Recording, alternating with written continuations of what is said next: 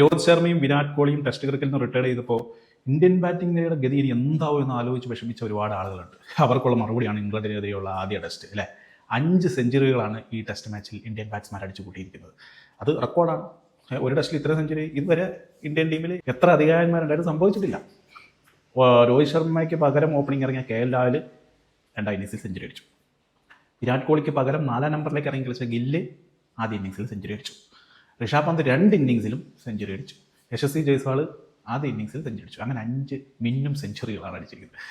പക്ഷേ സെഞ്ചുറി തിളക്കത്തിൻ്റെ ഇടയിലും ആശങ്കപ്പെടുത്തുന്ന ഒന്നുണ്ട് ബാറ്റിംഗ് നിരയിൽ. ആദ്യ ഇന്നിങ്സിൽ 41 റൺസ് എടുക്കുന്നതിനിടയിലാണ് അവസാന 7 വിക്കറ്റുകൾ നഷ്ടമായത്.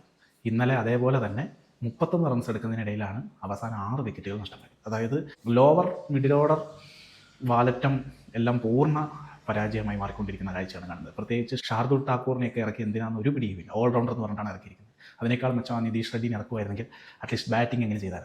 ഷാർദുൽ ഠാക്കൂർ ബാറ്റിങ്ങിൽ അമ്പേ പരാജയം, ബോളിംഗ് വളരെ മിനിമം ഓവേഴ്സ് അദ്ദേഹത്തിന് കൊടുക്കുന്നുള്ളൂ. കൊടുത്തിട്ടും കാര്യമൊന്നുമില്ല. ബാക്കി ഒരുപാട് നാളുകൾക്ക് ശേഷം കാത്തുനിന്ന ടീമിലേക്ക് കയറിയ കരുൺ നായർ അടക്കം പാലറ്റം അടക്കം എല്ലാം പരാജയമാണ്.